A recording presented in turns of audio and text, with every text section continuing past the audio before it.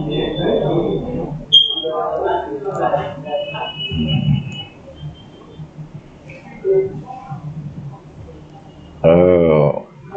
I would say welcome to my second video online. This is the second one now. If you check my page on YouTube, you go to my site www.jusasariot.com.ng. You see a link about a link on my first video where I say how where the topic was how to become a pastor. So this is my second video, and it's really titled "How Count Your Blessing." Count your blessings. It's a popular, will I say, it's popular sentence or phrase among Christians, especially in my part of the world, Nigeria. Count your blessings. There's even a song around that. Count your blessings, name them one by one, and it will surprise you what the Lord has done. Really, I suspect this came up ordinarily because of our dispositions as human, to where we tend to dwell more on the bad things, what we claim are bad things in our lives. Why I say claim is that sometimes things that we really call bad may not necessarily be. I think it's about our interpretation of the world. So when we tend to dwell on the things that we don't really like that happen to us. So in the Christian world, you are being advised to count your blessing and name them one by one. For those of us that may not be religious or don't like religion, this is not a religious video, so that you won't be discouraged to follow through with this video. It's not a religious video. I'm just telling you the origin of the word, or of the phrase "count your blessings." Yeah, so you understand where I drew my inspiration from. So, like I said, the dictionary described the blessing as a request by a priest for God to take care of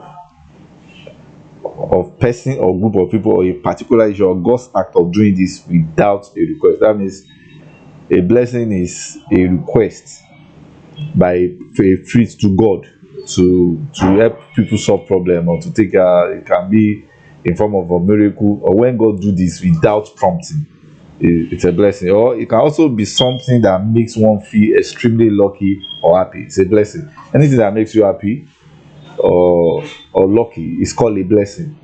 So in case you want to start counting your own, I think I've given you a guide on how to go about that. So anything that makes you happy or lucky, or any extraordinary thing, let me give you an example. I'm not against religion. It's a matter of choice, even whether I'm against it or not. It doesn't stop people from being religious. So, but I am not religious. I don't see myself as one. Like I said in my first, I'm a porn star. That's the way I see myself. So, but there are times I'll say what we call a testimony in the Christian world, something that you can call like a blessing happened to me. So, in order for us to understand what we really are talking about, there was a time my wife used to have a shop, and the shop is attached to a living house. That means it's a compound where the owner of the shop lives, and the owner of the shop sells water. And the man adopted one of the primitive means to store water. He was just storing water in a concrete tank. These days we have what we call plastic tank, where water is stored. Initially, when I was growing up, it was being stored in aluminum tanks. But technology has moved and it's being stored in plastic tank. But unfortunately, this man chose to live in the past, so he was storing water in a concrete tank. When I was growing up, my dad had a concrete underground tank, but the one on as in the one on the elevated one is was made of aluminum or iron. I can't really remember what it was made of, but I know it's not concrete. The concrete was underground, but this man at that point had become an adult. So surprised, it was a concrete tap, elevated concrete tap. So unfortunately, I think I think it was I can't remember when it was in the morning, but fortunately for me, my wife and kids were not in the shop. If they had been at the shop when the tank collapsed, probably I would have lost them, or they would have been they will have suffered some form of injury or serious injury, because it was crazy. The tank collapsed and water everything, destroyed my wife's shop completely. So when I got there, I discovered, man, that what if this had happened when during the day while she was doing her business? So it's, to some extent, it was a form of blessing. And the one other intriguing thing that happened, like I said, I'm not a religious person, but there are things that you happen, you can't question them, you just take them out. That was she we don't attend Redeemed Christian Church, but she had a clock. I can't remember how we got the clock. She had a clock in her shop that had the picture of the general overseer of Redeemed Church. Interestingly, the wall of our shop collapsed because of the force of the water. Collapsed. Everything we had some computer, everything we had there, almost everything got destroyed. Interestingly, that clock that had the picture of the general overseer, that's Pastor Adeboye, was still working. It fell on the ground, it didn't get destroyed, it was still working. So these are, you see, I had my own what you can call a kind of miracle. Computers got destroyed totally. This was on the wall collapsed, fell. This picture was intact, the clock was intact. Nothing happened to the clock. So if you now see someone tomorrow putting Pastor Adeboye's picture in his car, you understand? So those are the kind of things. So it can be tend to be miraculous, but what happened to me, it was a kind of blessing. That's what you can call a blessing. My family were not even at the scene, so I was. That's the kind of. But like I said, this is not about. It's not. I'm not a preacher. So, but what I'm saying is, when you look at the purpose of this is that we should learn to take a sincere personal assessment of our lives. It is important that we carry out sincere personal assessment of our lives. If we don't do it, if we do it or we refuse to do it really sometimes we may not really be able to understand how this world works. But if we learn to carry out personal assessment, we will remain happy perpetually. We remain don't let me use the word grateful, because we will remain happy. What I mean, as in, the way I look at this world is that ordinarily we've not invested anything to be a human. We didn't invest anything to be a human. You just discovered that we are human. I just found myself to be a human. So even if I lose this life ordinarily, I have lost nothing, because I never invested. The only investment I probably have is living, just to remain alive.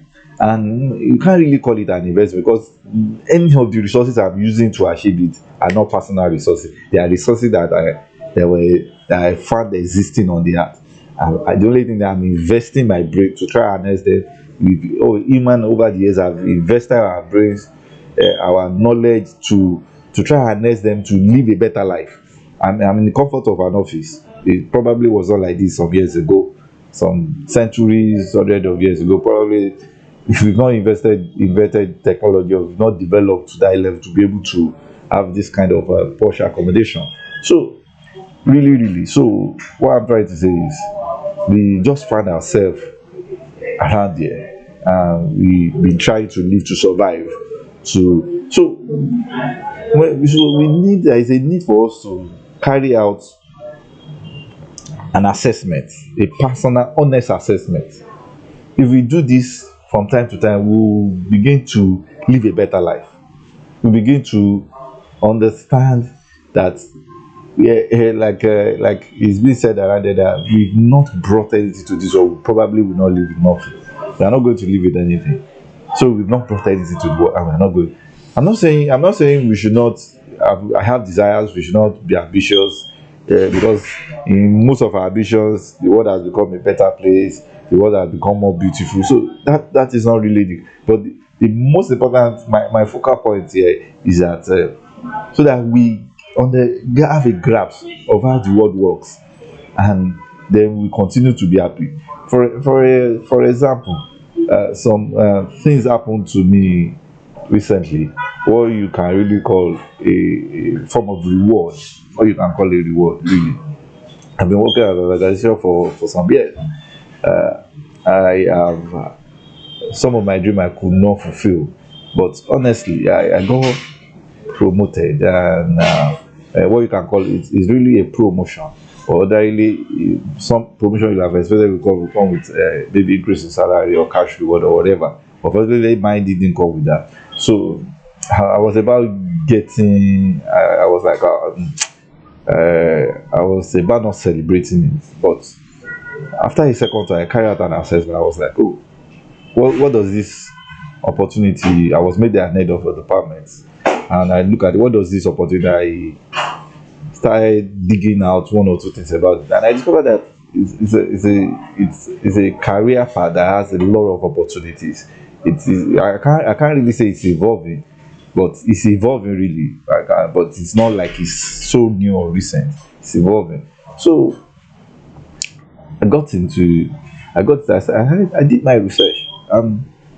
Started harnessing the opportunities, improved on myself, and before you know it, in a jiffy, I started getting opportunities, started getting invited to interviews. So I could have, if I had chosen that, my work must have come from my organization, I probably would not have taken it. But because I did what I call an honest personal assessment, I discovered that my work does not have to come from my organization. It doesn't really they don't really have to reward. They've rewarded me in disguise. So I got an offer that pays like 3 times or 4 times of what I currently have. So that's the way life should be. We should, when we carry out an assessment, most of the time what we don't do is we don't carry out assessment. We don't evaluate our lives. So if we imbibe the culture or the attitude of carrying out assessment, we will begin to see opportunities. We will then start recognizing opportunities around us, and we begin to live better life. So this is about, like I said, it's count your blessing. It's about harnessing opportunity too. In this, we have how to recognize opportunities. From my experience, you realize that most of the time, opportunities they don't come so clearly. You don't get to see them so clearly. They come sometimes in disguise, and there's a saying that opportunity comes for one, but I don't agree. I don't think that's true. Opportunity abounds. It's just that they don't advertise themselves as opportunities. Because if you really look at our world, for example, crude oil is not found on the surface of the earth. Even gold is not found on the surface. Even diamond is not found on the surface of the soil. Men had to dig deep into the soil.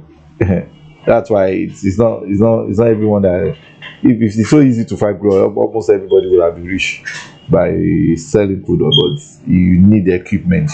So you can imagine.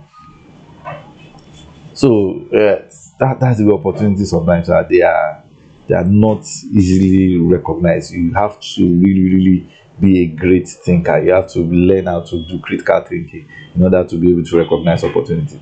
There are a lot of people in my part of the world probably that are looking they want to work with big companies. Sometimes the opportunities are even in the small companies, because most of the big companies started small. They only became big because one or two people, or a few people, believe in those dreams, and they grew them to become what they really are. So sometimes some people have remained jobless because they are always looking for opportunity to work in big organizations, whereas they could have gone to work in what they call small organizations. And because actually growing up, searching for a job, I was like this. I didn't just stumble into this, but when I read a book by Robert Kiyosaki, I discovered that you can work either to earn or to learn. So ever since then, I've been my attitude has been to learn. And when your attitude is to work to learn, you discover, you start seeing a lot of opportunities. You start seeing a lot of opportunities. So that's the way it works. So it's about attitude. The attitude determines what really happened to you. It's about attitude. When you have the right attitude, then you start seeing opportunities. So it's very important for us to start carrying out an assessment of our life. We need to carry out personal honest assessment. Look at your life. What are the opportunities you have around you? What are the advantages you have? You don't have to celebrate your disadvantages. In the midst of those disadvantages, there are disadvantages. So when you look at those disadvantages and you shift your focus away from disadvantage, then you begin to recognize opportunities. So and you begin to see that life can be even be simpler than we thought it is. So like I said, so it is about how to assess, how to as carrying a personal assessment, honest personal assessment. You have to tell yourself the truth. What are the things that are to your advantage? Like I said, one of the things I did is I've been at my work for some years, and I've had a few promotions, honestly, and I may feel I deserve more, but it's not something I openly discuss with anybody about. It's a personal decision, because what I did is that I look at it that the kind of money in the I have a goal of what I want to earn, which I feel my own minimum wage, which I feel can solve personal problem. So and I looked around. What do I need to do? The first thing is, even I feel I should improve on my skill by getting certification. It's not like I don't know what I'm doing, but how do I prove I know them? It's through certificates sometimes. That's the way the world is structured. But I know to some extent. So, and the first thing is even to access funds to get this done. To get this, I don't have access to those funds. The kind of fund I would need to do the kind of certifications out. But one thing I told myself while I carry out this, the money I want, there are people I need that money that are better than I am, or that are not as good as I am, or that are not even as educated. And what I discovered, it is true. So if I don't earn that kind of money, it's not because I'm not as educated as I should be, or because I I don't have the right skills to earn those. Because like when I did the assessment, I discovered that there are people that don't have the kind of skills I have, that can't do the kind of thing I do, but are earning more than I do. Why? I discovered some of them is as a result of where they work, or what they do, or their network. So what did I do? So that gave me the impetus or the energy to continue to my search. So because I discovered that I deserve this money, I can earn this money. That if I don't earn this money, it's not because I'm not worth the money, but because I'm worth it. So I continue my search. Sometimes that's why I'm saying, if we don't carry out this kind of assessment, we begin to see more of our disadvantages. So we need to count our blessings. What I mean by counting your blessing in this context is looking at the advantages. What are the things that are in your favor? What are the things that will work in your favor? So you focus on those things that work in your favor, rather than those things that will not. Don't look at the things that are not to your advantage. Focus on those things that are to your advantage. When you do that, it makes you believe in yourself. It makes you believe in your ability, in your skills. Don't focus like the Yoruba will say, what ohun tó wà lọ ṣòkòtò wà lápò ṣòkòtò. This is our attitude most of the time. we are going to Sokoto, which is a state in Nigeria, to look for something that is already in our pocket. In Yoruba language, they sound similar. They are even they are spelled or written similarly. Sokoto and Sokoto. Sokoto in Yoruba means your pocket. Sokoto is this a state in Nigeria. So some people, they will travel to Sokoto to look for what is in their pocket. Most of the time, the things we are looking for, we are always looking for things that we don't have, and we have. I'm not saying we should not be ambitious. What I'm trying to say is, if you look at the things that are in our favor, things that already exist, our advantages currently, if we work on those advantages, it will help us to achieve what we are looking for, rather than looking at what will not make it possible for us. So when we carry out honest assessment, we will know the things that are in our advantage, and we will focus on those things that are in our. There is no human on earth that has it all. Nobody. Even the so-called people we claim are wealthy or are doing so, are successful, they still have weaknesses. But their style is that they are focused on their strengths. I'm not saying you should not take care of your weaknesses. When you can take care of your weaknesses, but play more to your strength. And you play more to your strength, then you live a phenomenal life. You even it's not about your results. You will live perpetually in happiness. Consider where I am now. If I have if I have given an opportunity to go back and reorder my life, things that have made me unhappy in the past would definitely not make me unhappy. I will have lived a happier life. So going forward, I've made up my mind. I'm going to deploy this by carrying out honest assessment on myself at each point, so that I can remain perpetual. I will focus on those things that are to my advantage and take full advantage of them. So my admonition to you is, carry out an honest assessment. Some people are looking for a job somewhere that is, whereas their job is within their locality.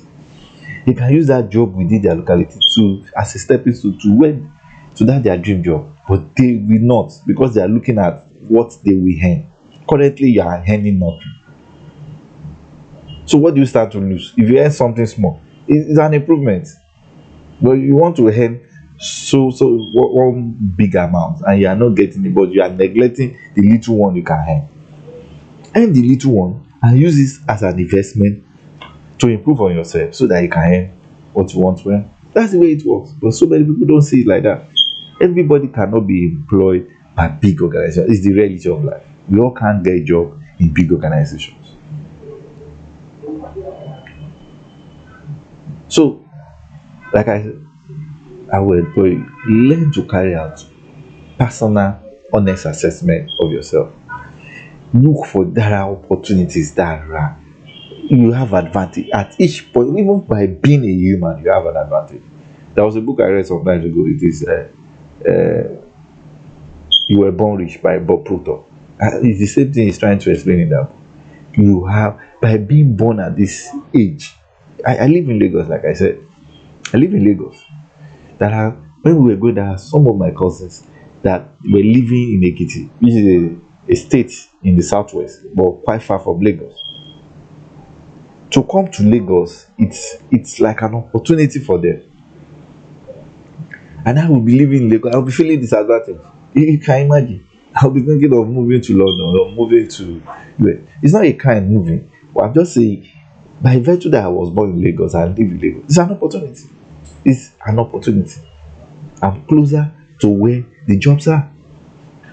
And probably the people in the village are closer to they have the likelihood of becoming more of a farmer. Because most of the time, the most which is not a bad idea. Farming is lucrative. So, but what I'm trying to say is just trying to balance that we always have an advantage. If you carry out proper assessment of it, we always have an advantage. It's because we are not looking deep enough, we are not thinking critically enough. So if we choose to think critically enough, we will see our advantages. So I will enjoy you. You can visit my site, my website, www.judasiscariot.com.ng. You see a lot of my article. This article too will be this video will be posted on the site. You see a lot of article you can read through. You can contact me. Then when you watch this video, if you feel you've learned one or two things in the video, you can as well share it. Kindly share, retweet. So thank you for your time. We'll meet next time.